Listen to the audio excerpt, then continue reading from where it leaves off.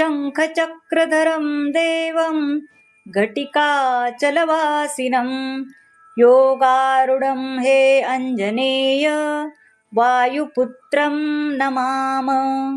भक्ताभीष्टप्रदातारं चतुर्बाहुविराजितं दिवाकरद्युतिनिभ्यं वन्देऽहं पवनात्मजं।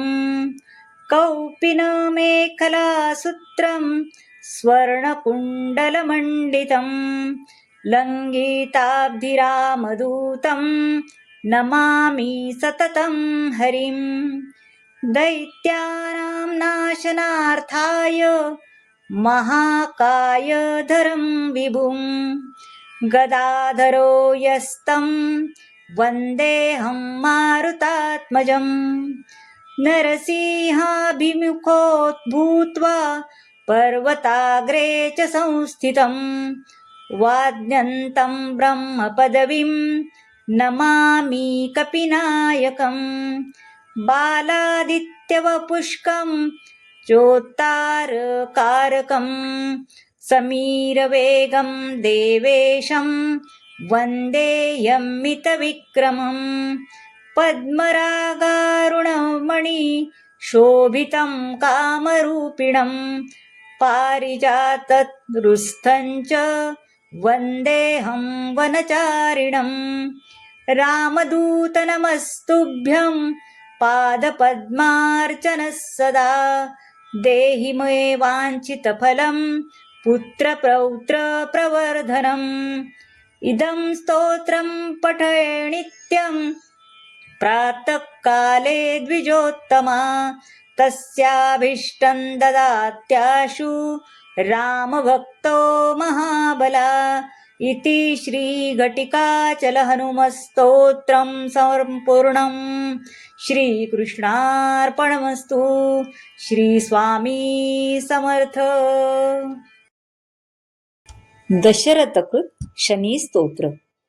नमः कृष्णाय नीलाय शितिकण्ठनिभाय च नमः कालाग्निरूपाय कृतान्ताय च वै नमः। नमो निर्मांसदेहाय दीर्घश्मश्रुसृजताय च नमो विशालनेत्राय शुष्कोदरभयाकृते नमः पुष्कलगात्राय स्थूलरोगमेक्तवै नमः। नमो दीर्घायुशुष्काय कालद्रष्ट नमोऽस्तु ते। नमस्ते कोटराक्षाय दुर्निरीक्ष वै नमः। नमो घोराय रौद्राय भीषणाय कपालिने नमस्ते सर्वभक्षाय वलिमुखाय नमोऽस्तु ते।